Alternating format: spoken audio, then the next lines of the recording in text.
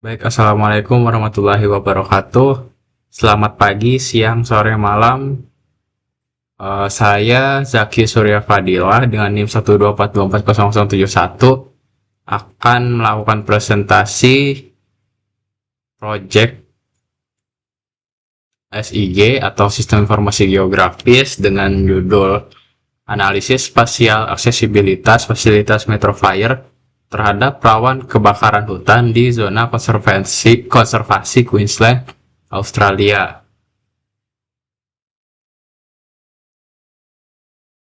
Di sini saya dari kelas SIG, dari kelas SIE, Sistem Informasi Geografis SIE. Di sini saya untuk project itu saya mengerjakan dua orang, yaitu saya sendiri Zaki Surya Fadila dan rekan saya yaitu Damar Nugroho. Untuk latar belakangnya, kenapa kami memilih tema ini? Karena kebakaran hutan itu salah satu bencana yang bisa menyebabkan kerusakan lingkungan yang sangat signifikan, terutama pada kawasan konservasi yang berfungsi sebagai habitat berbagai jenis flora dan fauna gitu. Nah, kami mengambil Queensland itu karena Queensland itu termasuk ke wilayah dengan tingkat risiko kebakaran hutan yang tinggi. Akibatnya karena kondisi iklim yang panas dan juga kering. Nah, dampak kebakarannya itu bukan cuma mengancam keanekaragaman hayati, tapi juga mengganggu fungsi kawasan konservasi sebagai area perlindungan lingkungan gitu. Jadi dalam upaya penanggulangan kebakaran hutan ini, fasilitas Metro Fire itu punya peran penting dalam memberikan respon yang cepat terhadap kejadian kebakaran. Nah, fasilitas Metro Fire ini itu fasilitas pemadam kebakaran. Jadi mungkin dari segitu aja untuk rumusan masalah. Jadi kami mempunyai tiga. Pertama, bagaimana distribusi spasial kawasan rawan kebakaran hutan atau nanti kami bilangnya sebagai bushfire di sini di zona konservasi Queensland, Australia. Nah, yang kedua, sejauh mana tingkat aksesibilitas layanan fasilitas Metro Fire atau fasilitas pemadam kebakaran dalam menjangkau kawasan rawan kebakaran hutan di zona konservasi yang ada. Lalu yang ketiga, di sini di manakah lokasi yang direkomendasikan untuk penempatan fasilitas Metro Fire guna menjangkau kawasan yang belum terlayani secara optimal. Jadi di nomor ketiga ini kami memberikan rekomendasi fasilitas pemadam kebakaran yang bisa menjangkau beberapa area yang mungkin belum terjangkau oleh fasilitas Metro Fire. Lalu ini untuk tujuan dasar teori, di sini ada SIG, quantum GIS. Nah, untuk mengukur sejauh mana tingkat aksesibilitas antara fasilitas Metro Fire dan kawasan rawan kebakaran hutan, itu kami menggunakan network analisis. Kenapa nggak menggunakan buffer? Karena melihat fasilitas pemadam kebakaran itu biasanya menggunakan mobil, dan mobil itu hanya bisa mengakses jalanan secara lurus gitu. Jadi kami nanti di network analisis ini kami mengambil jarak dari jalan yang ada. Karena kalau pakai buffer itu tuh dia kayak cuman bulat tanpa mempertimbangkan jalannya gitu. Jadi kami prefer menggunakan analisis network atau network analisis di sini. Lalu di sini ada analisis overlay, intersection, difference, dan juga K-means clustering. Ini untuk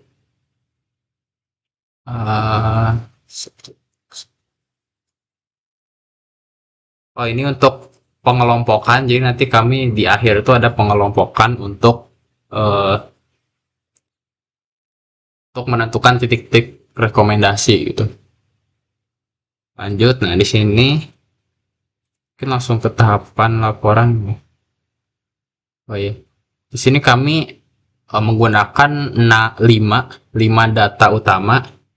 Pertama itu historical bushfire atau polygon. Ini historical bushfire.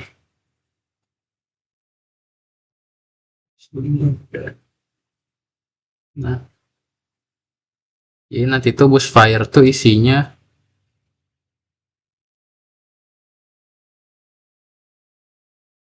nanti ada banyak, ada FID, object ID, fire ID. Di sini ada perimeter, ada area, state, agensi, dan lain-lain. Oke. Lalu ini bushfire ini diambil dari data sebaran historis kawasan rawan kebakaran hutan. Jadi ini tuh data kebakaran hutan yang sebelumnya pernah terjadi, begitu, di kawasan-kawasan tertentu. Jadi, dan ini itu masih di kawasan Australia. Jadi nanti kami itu bakal ada proses ngeklip dengan ini batas administrasi Australia untuk mengecilkan ataupun membatasi ruang jadi hanya di Queensland, jadi enggak satu Australia gitu. Selanjutnya ada yang kedua, itu Metro Fire Facilities atau lokasi fasilitas pemadam kebakaran yang ada. Di sini juga satu Australia, jadi nanti bakal diklip. Lalu itu untuk ketiga ada protected area atau zona konservasi, yaitu batas-batas kawasan konservasi yang ditetapkan secara resmi di Queensland. Lanjut untuk batas administrasi Australia, bentuknya polygon juga. Ini untuk buat ngeklip. Jadi nanti karena kebanyakan data kita itu didapat dari satu Australia dan kita itu menetapkan batasan wilayah kita itu hanya di Queensland, jadi nanti bakal ada proses ngeklip ke batas administrasi Australia ini. Selanjutnya ada jaringan jalan. Nah, jaringan jalan ini nanti digunakan ketika kita ingin menggunakan network analisis yang tadi saya sedikit jelaskan. Lanjut, ini untuk teknik analisis data. Dari data mentah yang ada 5 ini, itu kami tetapkan, ada beberapa yang ditetapkan kayak bushfire. Itu kalau di data mentahnya, dia itu dari tahun 1900 sekian gitu, 1904 kalau nggak salah. Itu sampai 2024. Nah, di sini kami karena terlalu banyak dan terlalu jauh, maka kami tetapkan bushfire ini hanya berada pada tahun 2020 sampai 2024. Jadi yang kita gunakan itu 4 tahun terakhir. Lalu ada overlay analysis, intersection, dissolve, ada perhitungan luas. Di sini kita masuk tahapan laporan saja. Tahapan laporan yang pertama, ini tahapan pengerjaannya. Pertama setup project, masukkan project. Lalu ini mulai select by expression. Jadi ini tuh kayak buat mengambil data batas administrasi jadi daerah Queensland aja. Jadi awalnya kan batas administrasi Australia kan, jadi kayak beberapa itu, jadi nanti jadi cuman daerah Queensland. Ini.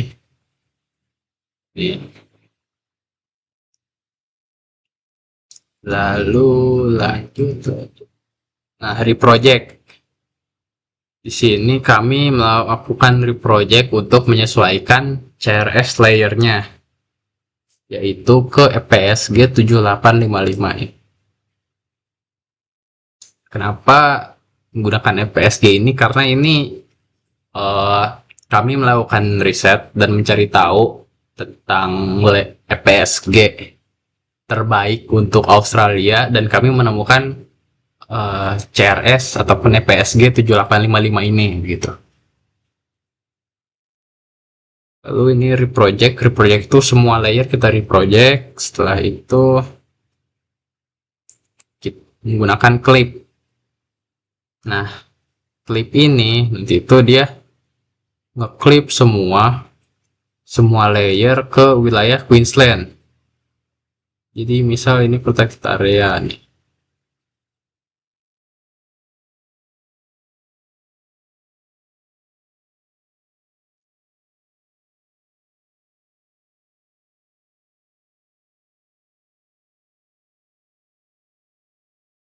Ini terlalu banyak ya.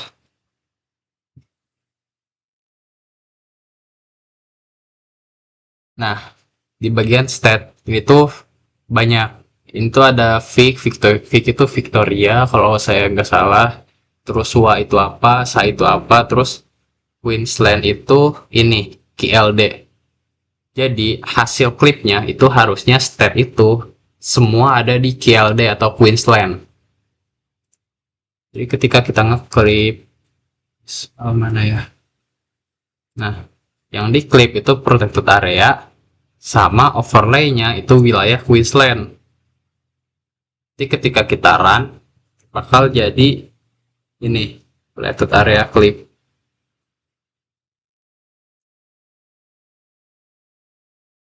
Nah, tadi kan asalnya 14.000 sekian kan. Jadi di sini cuma ada 1.272.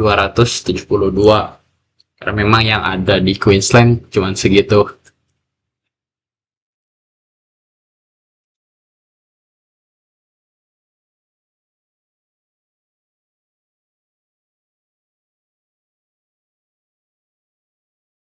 Nah, di sini di bagian stat itu sudah Queensland semua. Udah KLD semua. Berarti ini klipnya berjalan dengan lancar. Saya ngeklip ini protected area, metro fire dan juga bushfire. Seperti itu. Setelah diklip ini kan semua udah ada di Queensland kan. Di bushfire, metro fire, protected area. Nah, ini semua jadinya seperti ini. Ini baru ngeklip. Klip semua ketiga ini ke Queensland gitu. Nah, kalau jalan, karena jalan itu udah ada di Queensland, maka nggak perlu diklip lagi. Di jalan. Jalan gitu.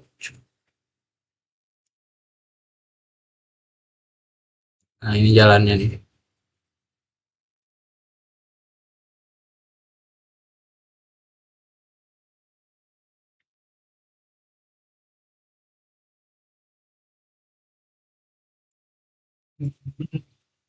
Agak nge-lag. Ini saya agak nge-lag karena ngeload datanya lumayan banyak ini.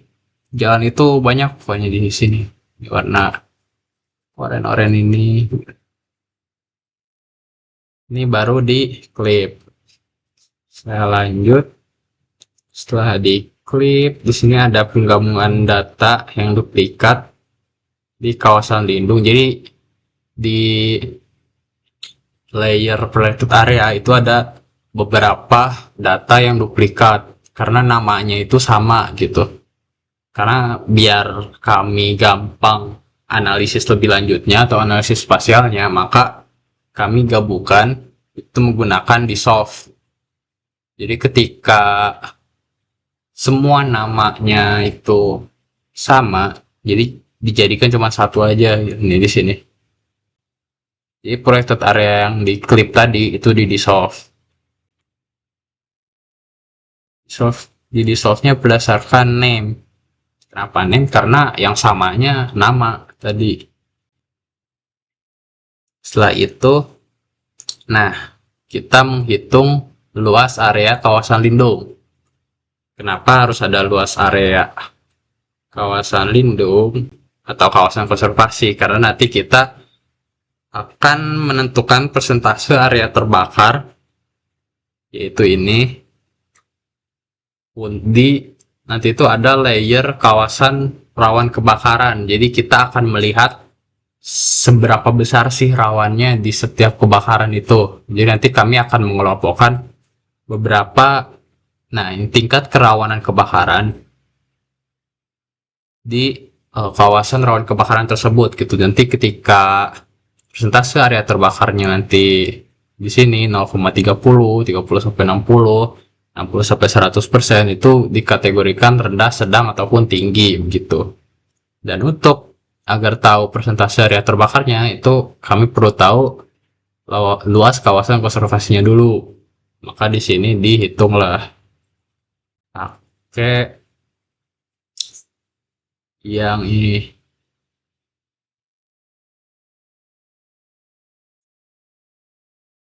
pakai open field calculator ya. Open field calculator yang ini. Jadi di open itu nanti masukin expressionnya yaitu ini. Dolar area dibagi 10.000. Kenapa 10.000? Karena kami ingin menentukan perhitungan area ini menggunakan satuan hektar HA gitu. Bukan menggunakan kilometer kuadrat ataupun meter persegi. Ini setelah selesai nanti akan muncul area protected-nya. Setelah itu, nah di sini kami kan udah punya dua. Yang pertama bushfire dan yang kedua itu zona kawasan lindung atau protected area. Nah, biar tahu protected area yang sering kebakaran, maka kita perlu gabung keduanya. Nah, gabungnya itu pakai yang namanya intersection. Yang ini. Intersection juga proses itu nih. Nah, di sini ada dua parameter. Karena kita mau menggabungkan protected area ataupun memasukkan bushfire ke protected area, maka input layernya itu harus bushfire dan overlaynya itu protected areas yang udah di dissolve ya, yang terbaru. Nah, nanti seperti ini, di run, maka akan muncul ini.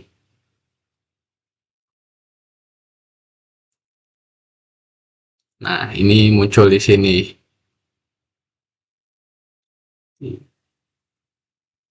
Nah, ini kan. Ini sampai. Nah, dari awal ini, dari FID sampai area protected HA ini tuh layer protected area. Sedangkan yang sebelah sini, yang FID 2 sampai seterusnya sampai ke kanan mentok ini, itu dari data bushfire gitu. Jadi ini kita udah menggabungkan data protected area sama bushfire.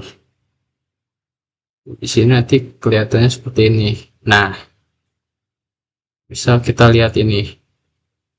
Ini kan ada, nah ini itu protected area, ini bushfire. Kalau kita lihat, ini kan nih, ini beda kan. Jadi itu ada yang tumpang tindih. Nah, yang tumpang tindih ini itu dia bushfire protected area. Jadi kayak kawasan konservasi yang sempat ataupun pernah terjadi kebakaran begitu. Lalu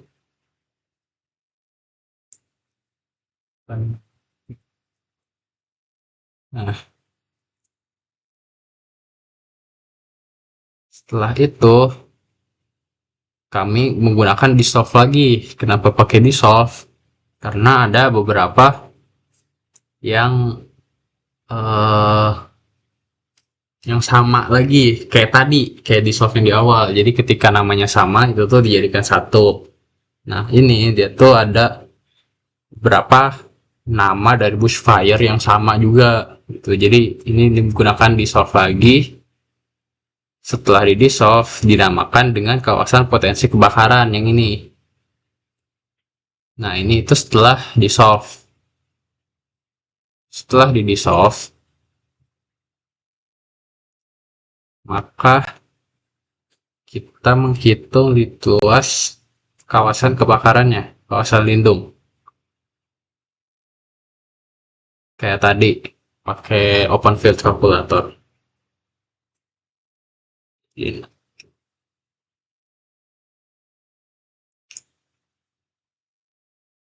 Nah, ketika dihitung nanti di sini ada persentasenya.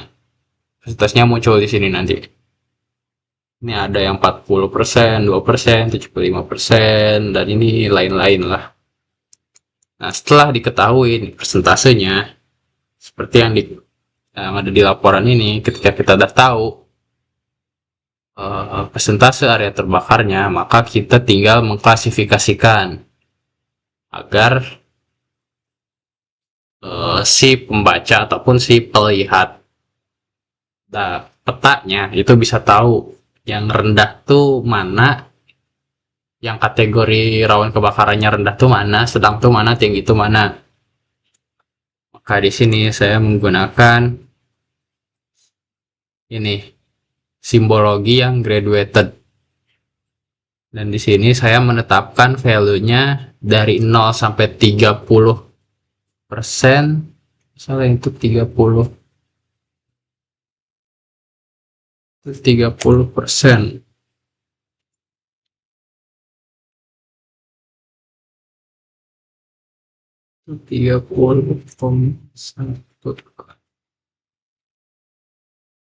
Ya, ini pokoknya 30% itu rendah, terus di atas 30% sampai 60% itu sedang, dan 60% sampai 100 itu tinggi. Jadi di sini kami tetapkan juga rendah itu putih, sedang merah agak kurang, terus yang tinggi itu sangat merah. Dengan ini jadi kita udah melihat bagaimana distribusi spasial kawasan rawan kebakarannya. Dari sini kita sudah menjawab pertanyaan spasial yang nomor pertama tadi.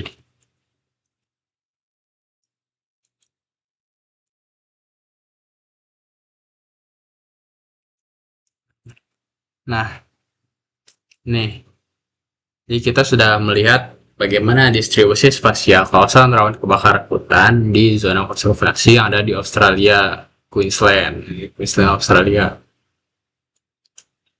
Selanjutnya kita akan melihat sejauh mana tingkat aksesibilitasnya.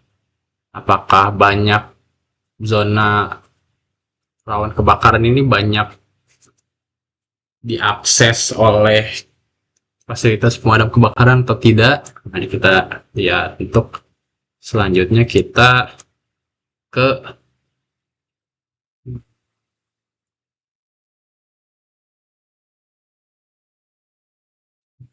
kita lanjut ke ini network analisis.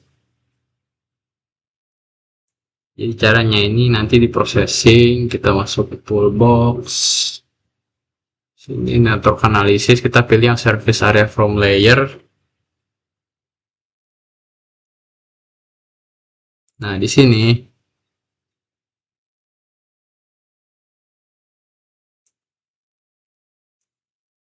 vektor layernya, vektor layer representasi networknya itu pakai yang road network. Road network itu jalan yang tadi kita pakai, yang tadi kita input gitu, layernya, layer jalan yang ada gitu. Di sini kita pakai yang shortest, saya tidak salah, ya shortest. Lalu di sini itu pakai yang Metrofire clip. Kenapa Metrofire clip? Kita itu ingin melihat, jadi pusatnya itu dari Metrofire yang ada gitu. Kita melihat sejauh sini, kita tuh pakai berapa kilometer ya, saya lupa. Ini pakai 20 kilometer kalau nggak salah. Ya, maksimalnya di 20 kilometer. Jadi misalnya di sini saya kasih 20 kilometer. Jadi kita tuh memetakan jalan dari titik pusatnya itu Metro Fire sejauh 20 kilometer keluar gitu. Itu untuk network analisis. Jadi nanti ketika di run, nanti hasilnya di sini saya sudah ada hasilnya. Hasilnya tuh bakal kayak gini. Nah, sebentar ini saya matikan dulu. Saya matikan dulu ya.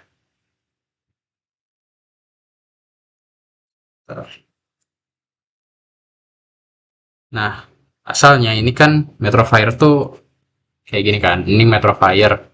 So, saya lihat ini salah satu. Ketika menggunakan network analisis, maka nanti akan ada jalan dari Metro Fire-nya keluar sejauh 20 kilometer.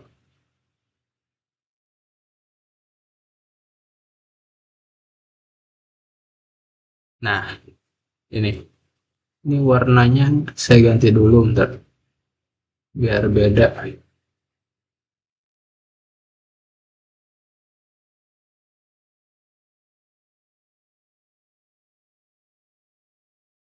Nah, gini ya. Ini tuh, nah begini. Jadi kita melihat jarak dari menyelusuri jalan yang ada gitu. Kita menyusuri jalan yang ada sejauh 20 kilometer dari ini, Metro Fire yang sudah diklip di awal itu. Setelah itu, kita ke convexual. Nah, convexual itu apa? Convexual itu, dia tuh mengkonversi garis menjadi area poligon. Jadi, tadi kan kita punya garis kan, punya garis-garis ini nih. Kita tuh pengen ngelihat areanya segimana sih kalau semisal dilihat di peta gitu. Jadi kami menggunakan convex hull. Nah, ini convex hull input layernya itu yang ini jangkauan Metrofire. Karena kita kan pengen konversi garis yang jangkauan Metrofire ini kan jadi polygon gitu. Ini ketika di run nanti bakal muncul sini jadi begini area jangkauan Metrofire. Nah, jadi kayak gini. Jadi itu hasilnya sejauh 20 kilometer menyelusuri jalan gitu. Ini kita udah dapat begini, jadi semuanya jadi begini. Ini titik-titik lokasi pemadam kebakarannya tadi ya. Saya nyalakan lagi. Nah, ini kan ada beberapa yang bentar.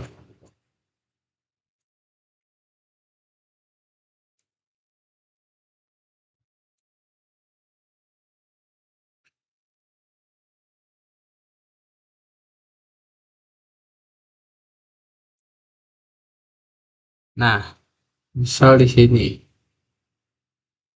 Nah, ini kan ada kawasan potensi kebakaran kan di sini. Melalui titik terdekat di sini, ini tuh masih bisa menjangkau ke sini. Jadi ketika kita nyalakan ini, ini tuh masih istilahnya apa ya? Jadi ketika ada satu kawasan dan ada titik pemadam kebakaran dengan jarak 20 kilometer ke situ, itu tuh masih bisa menjangkau kawasan rawan kebakaran ini gitu. Tuh. Tapi ini masih belum masuk ke analisis lanjutannya. Ini masih cuman sekedar gambar. Jadi kita masuk ke analisis selanjutnya. Setelah di convex hull, itu kita identifikasi zona yang tidak terjangkau. Nah, yang tadi,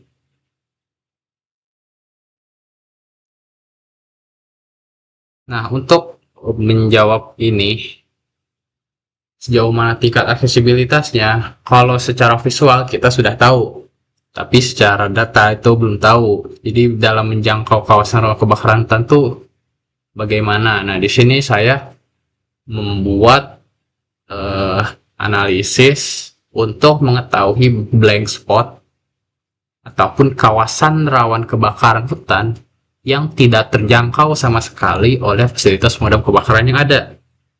Kayak misal di sini nih, ini kan tidak terjangkau. Terus ini nggak terjangkau, apalagi ini sangat tinggi kan.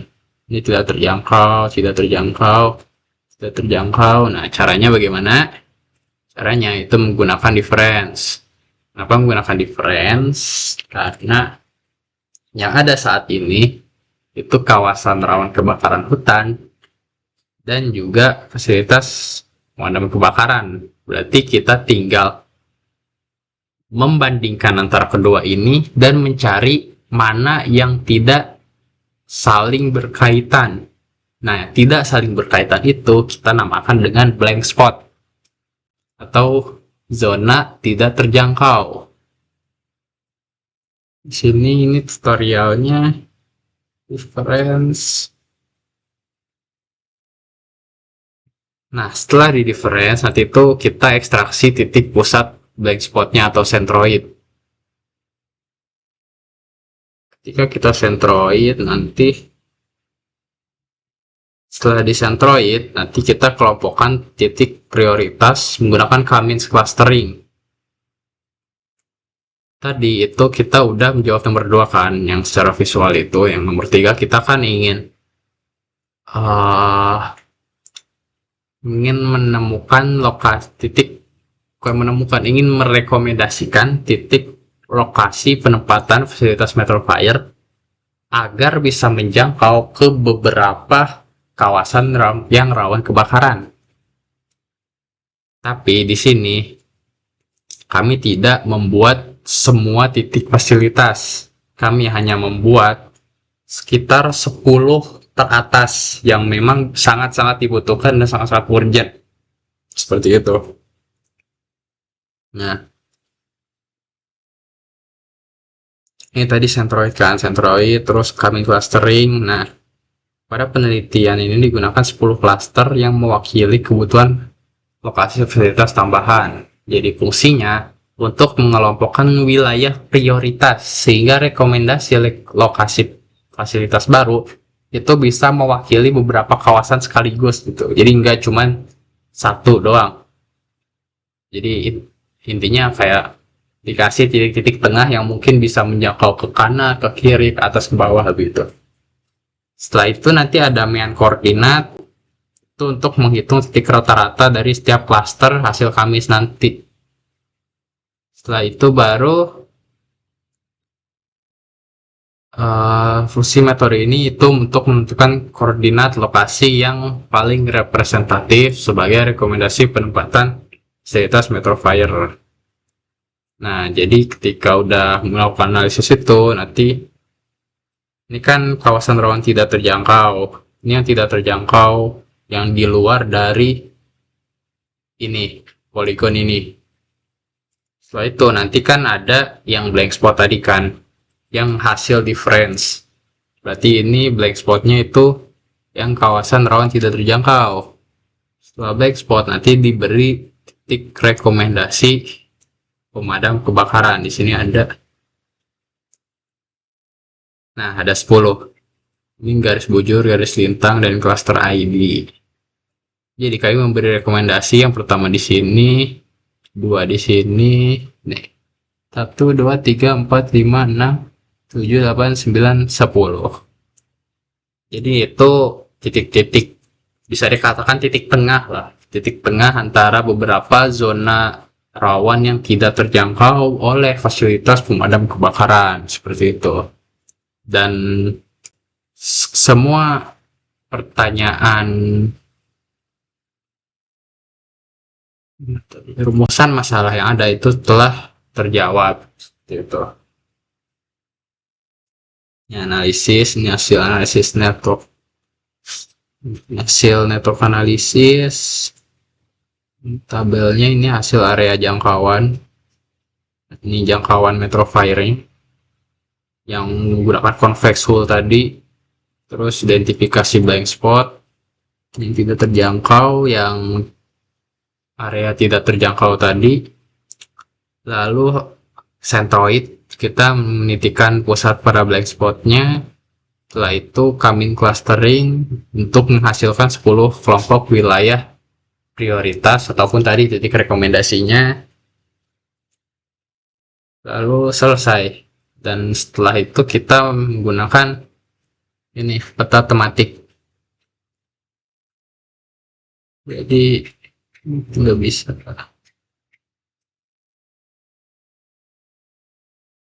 Nah, jadi kita menggunakan peta tematik juga uh, untuk menyajikan tabelnya, hasil analisisnya secara visual gitu.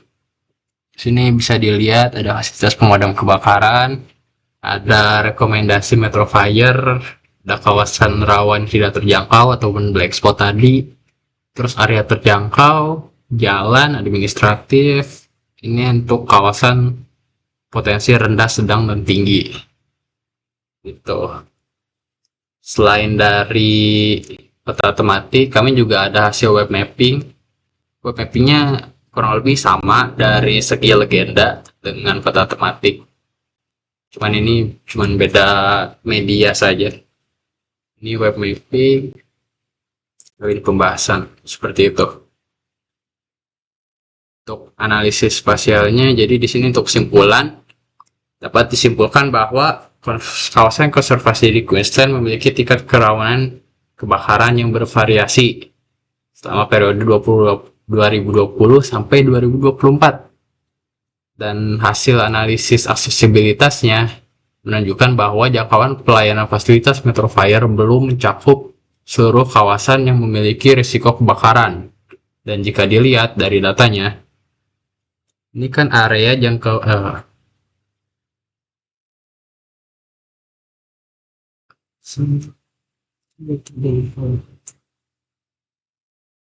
Nah, kalau kita lihat kawasan yang berpotensi untuk kebakaran itu ada sekitar 241. Dan blank spotnya atau kawasan rawan yang tidak terjangkau itu ada 202. Kalau semisal kita hitung bisa 241 dikurangi 202. Nah, kawasan yang terjangkau itu cuma 39 titik kebakaran saja yang bisa dijangkau oleh fasilitas pemadam kebakaran. Sedangkan 202-nya itu belum ada. Jadi sangat-sangat kecil, sangat-sangat sedikit titik pemadam kebakaran yang ada saat ini untuk menjangkau kawasan konservasi yang rawan kebakaran jika dilihat dari data historisnya. Itu. Dan kami juga tadi memiliki beberapa titik-titik rekomendasi yang mungkin bisa digunakan oleh pemerintah Queensland ataupun pemerintah Australia untuk membuat beberapa fasilitas pemadam kebakaran tambahan agar bisa menjangkau beberapa kawasan hutan lindung, apalagi yang sebelumnya pernah terjadi kebakaran seperti itu. Dan mungkin sudah begitu saja presentasi dari saya. Dapat orang sampai akhir. Ini ada timeline pengerjaan, akuisisi data. Ini kami mengerjakan dua-duanya secara berbarengan.